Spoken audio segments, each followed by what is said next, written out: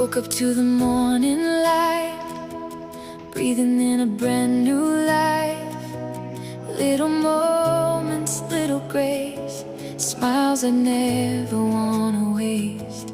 Even through the stormy days, love still found 1,000 ways. Now my heart can finally say I'm thankful every day. For every door that opened wide, for every tear that made me wise. I see the beauty in the test. Now I know that I am blessed. Grateful, thankful, blessed, with the little peace inside my chest. Every heartbeat, every breath reminds me I am truly blessed. Grateful, thankful, blessed, even when life gets a little mess, I still dance through every step, 'cause I know I'm Hello, truly maayong adlaw. Karon sa ako ang room na sa business class 211. Pero marag gamay ra kay ng pasayro karon sa business class kay wala jud ko kauban na good for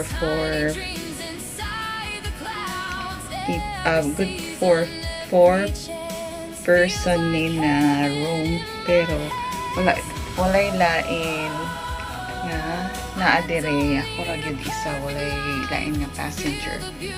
So karon mo nang maka-vlog ko kay wala gyud ko'y kuan audience, wala ko'y kauban dire. So karon ang paghahisgutan na lang nako. Unahon nato ang mo ni siya ang space sa business class sa to go.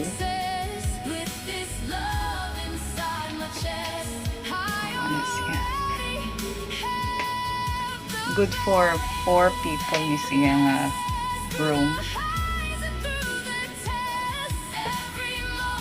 Diri sa taas. Diha po dayon sa ubos. Na ako yung stay diri. Kaya akong gamit. Na diri hindi balon na manining ni Ate Cynthia.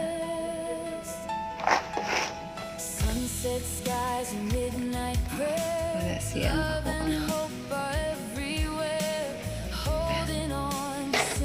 Deadings.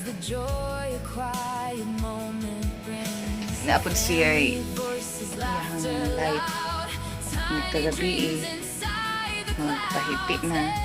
Hindi gusto ka magbasag libro, gusto ka mag-cellphone. Kung matulog na ka, gusto sad ka imuhang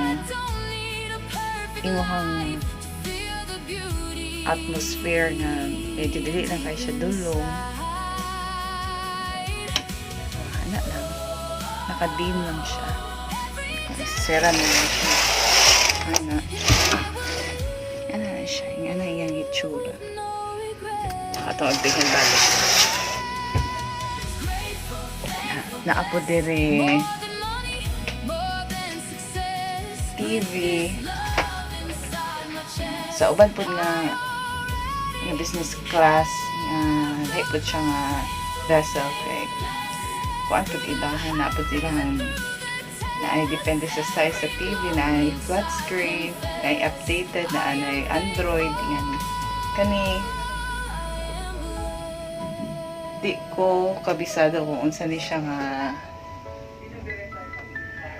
kuan lingwahe, murag sa Korean yun siguro ni i-remote diri, wala ko gigamit kay di man taga Korean or di man ta gamit og lain lingwahe, naramda sa tulo ka lingwahe di ta kabaluan na akong gamit.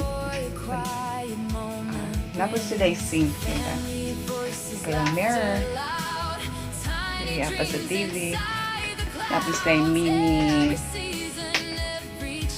sala, na ay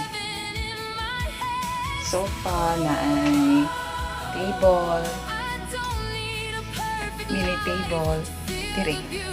Pwede ka diri mag pahulay while kung gusto ka mag-take out, diri mo dad o diri mo kanon.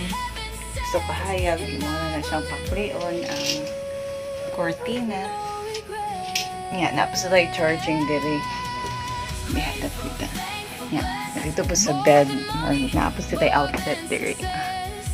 So, dahil kikag choices sa asa. Morang naka-chada po sa business. Pag imo ka siyang imo siyang pilion. Nga, gamarang po difference usually kung business, mega value, tourist. Ang sa business good kay much more convenient good siya, labi na sa kaning gagamit ka og communication kanang or gatrabaho ba ka online, so much preferred you kay ang business kay pwede maka-charge well sa mega value. Sa akong nabaw-an kay naa sila'y dito sa ground area na dito yung load charging station, so napo dito yung mga chair na pwede mo tanaw ng imuhang phone while nag-charge ka. So walang gina kung dito ka sa mega value ang imuhang option nga para mag-charge ka na pod pero naa dito sa mugawas ka sa inyong room, sa common room sa inyong sleeping area. So mugawas ka dito naa dito sa ground floor, naa dito yung charging station na pwedeng kay chair na ilang gina-ready dito, gina-avail para imo pong while naghulat ka nga ma-charge imong phone, pwede po ka dito magpahipi, magstay na while lantaw-lantaw lang sa mga view sa palibot. Tapos sila dito yung mga lahi-lahi nga mga stores po na yung mga patronage stores, na yung mga gift stores, na po yung mga convenience store, na yung dahan klase-klase ito, na po sila yung clinic, na yung salon, na po dito yung prayer area. Tapos nga, napos sila yung video key area. Napos sila nga ng mga room dito. Na sila yung dalang facilities po din, dalang options. So later, murag ato ng tan-awang tanan kung makakuha tag footage sa ilang uban nga area. Pwede gapon. So, karon ang atong i-discuss kay ang ako yung purpose ani kay park remembrance lang kay historic po kay ni siya nga moment kay ako yun siyang gihulat nga dako kayo ang akong hope nga maabot ni nga time nga sa akong pagpaayo sa ako ang gibati nga ako yung gi-rest gyud ang ako ang mga activities sa usual nga routine or activity kay ako ang pa-boast ang ako ang health kay kaning na kaagi lagi tao kaning anxiety na di man ta ka-function good properly. Busa need lang gid siya og deep rest kay aron mabalik og ka kusgan ang ato ang lawas para maka-function na ta, makabalik na ta og trabaho. So gihulat yun ako nga adlaw nga ma-fully recovered na gid ko sa tabang sa labang makagagahong nga iyang gipatnugod nga maabot kini nga time in God's will nga praise the Lord na naangko na gid ako ang full recovery ug akong healing gumikan sa anxiety. So karon usa kini ka defining moment kay ako ni siyang gipaabot nga maulagi maka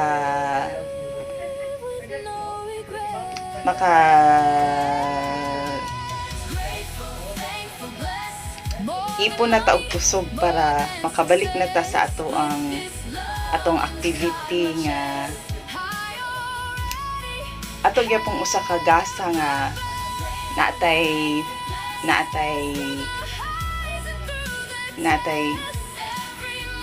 function sa ato ang life pod kay aning makalihok-lihok na ta, magbalik na ta sa atong trabaho. So usa gyud ni siya ka prayer answered nga karon nga time nga naayo na gyud ta o pwede na gyud nga makabalik og trabaho. So dako gyud kini siya nga gasa sa ako kay usa kini siya ka answered prayer. So karon mao ning naata karon sa tugo kay usa kini kadakong blessing kay Lord nga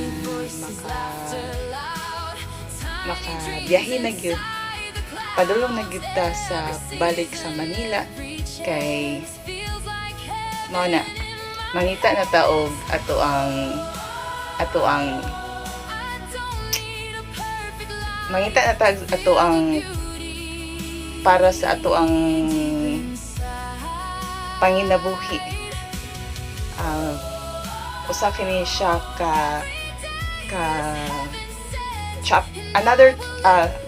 new chapter sa to begin para sa ato ang pagbalik sa trabaho.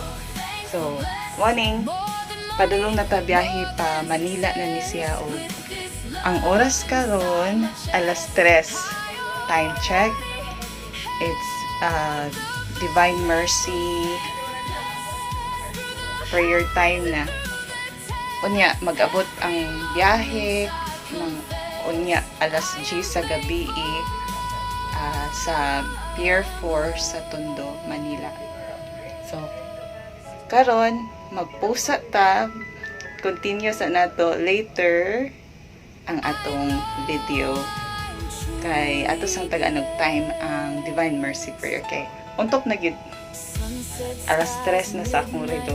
More advance siya pero sige, see you later. Balik ta.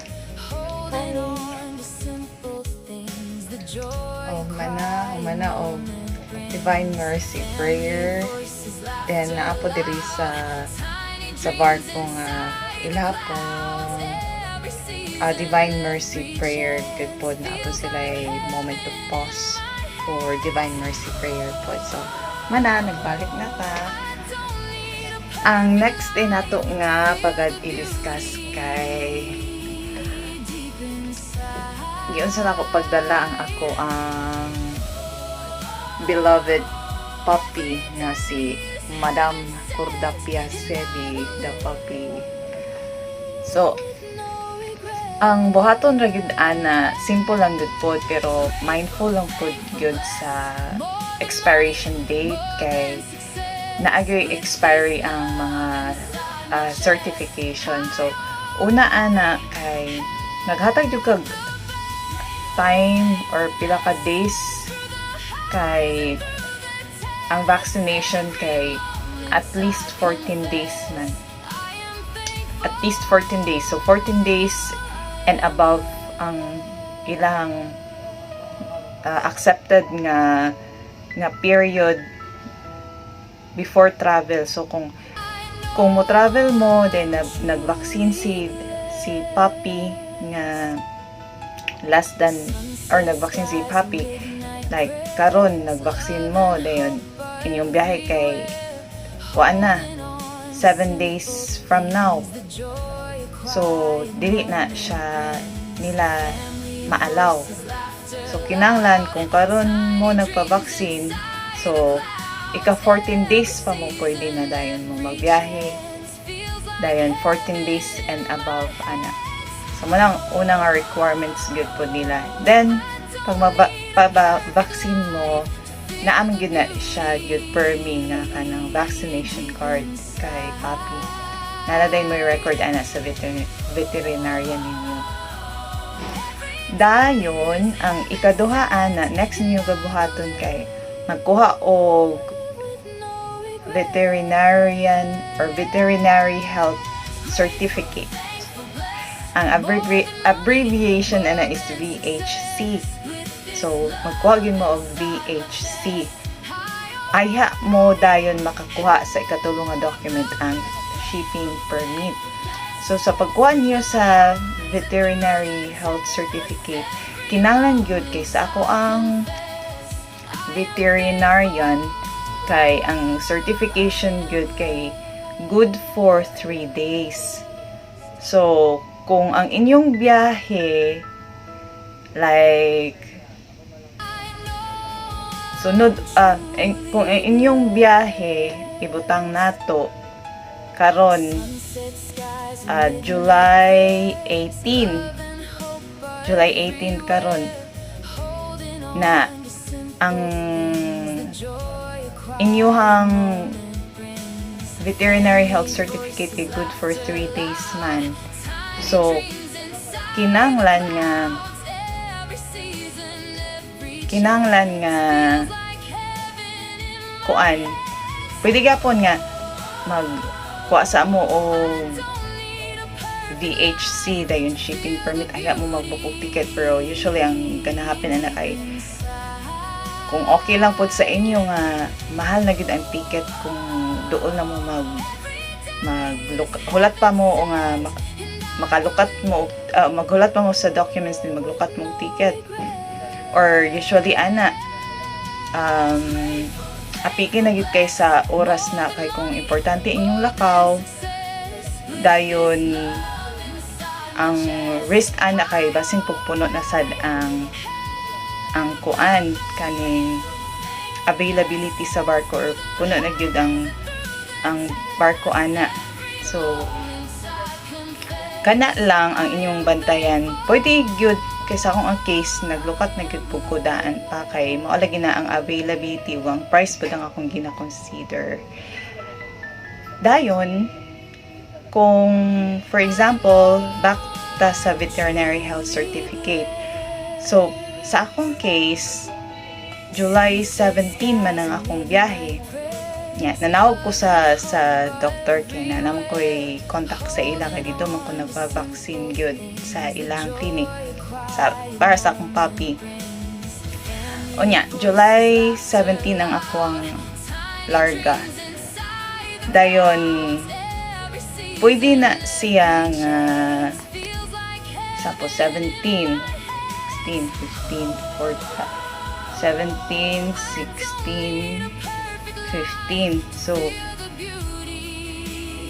kinahanglan from July 15, pwede na mo maglukat ana.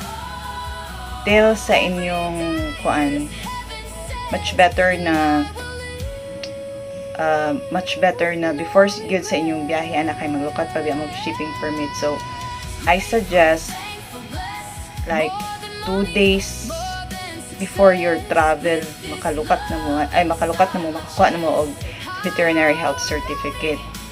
And then pag human na basta note lang yun nga ang veterinary health certificate expire na siya of 3 days. Human ana pagka makakuha na din mo og veterinary health certificate. Ato din mo online dayon naana siya'y website sila sa Bureau of nato siya buy na siya na ako na take note to siya unsa to siya meaning anang BAI man to siya. So ako niya itong i-review later din ako siyang isingit kada ang information. So nasa sila yung website. Maadto ta dito. Come and sign up for Fun Video Kit Challenge. The contest nagpundang sa kadali ka na video kit challenge ki-announce. So balik ta. So pag makakuha na mo sa veterinary health certificate, ato din ta online ana. So nana siya link ako lang gina-post pod iapas na ako.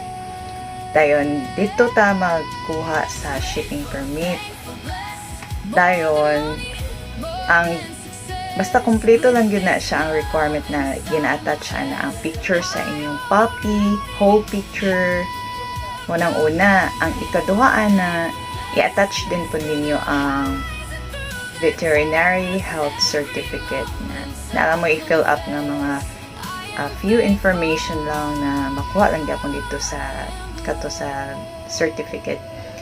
And then ang ikatulo adto kay ang vaccination card na picture na i-attach po to ninyo.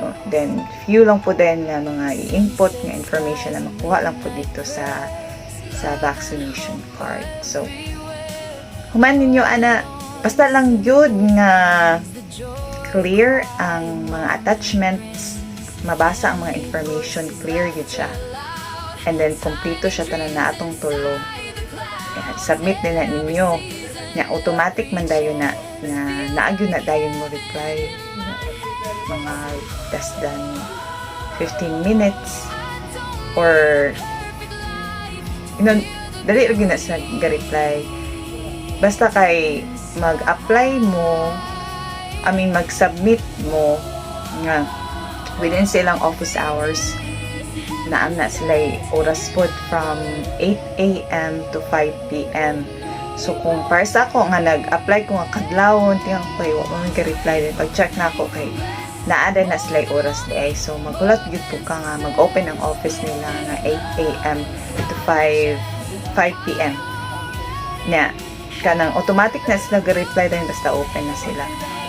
And then sa ako pud nga case kay kuan na lagi kanang rush na kay tungod sa na event then na apply na ko siya ba nag-apply ko kanang para makasecure ko og shipping permit online kuan na kanang nagkadlaw na gyud sa akong biyahe na alauna sa hapon na ba yata akong biyahe.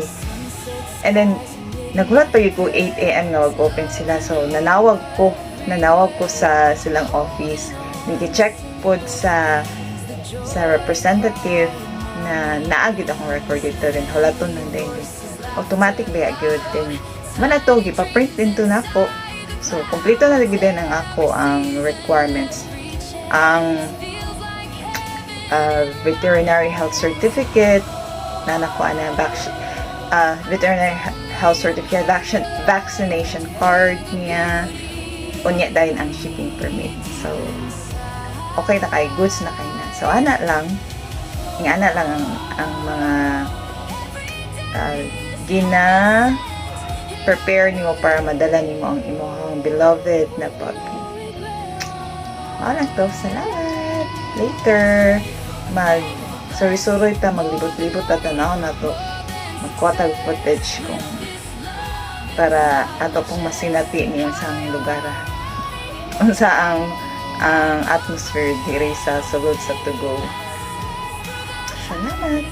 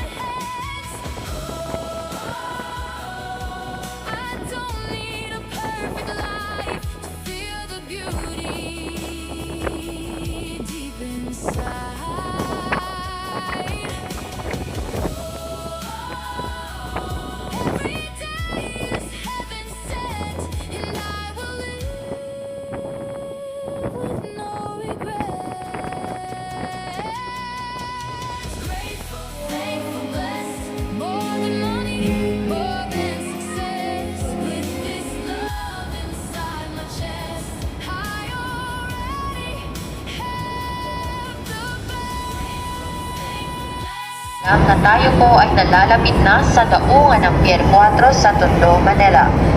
Pinapaalalahanan namin ang lahat ng kung maaari pakisuring mabuti o i-double check ang inyong mga daladalahin o bagahe.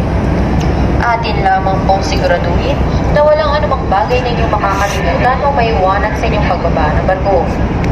Sa mga nagnanais ng anumang tulong, huwag pong mag-atubili na lumapit sa aming mga crew o tripulante na nakatalaga sa inyong mga Skies and midnight prayers, love and hope are everywhere.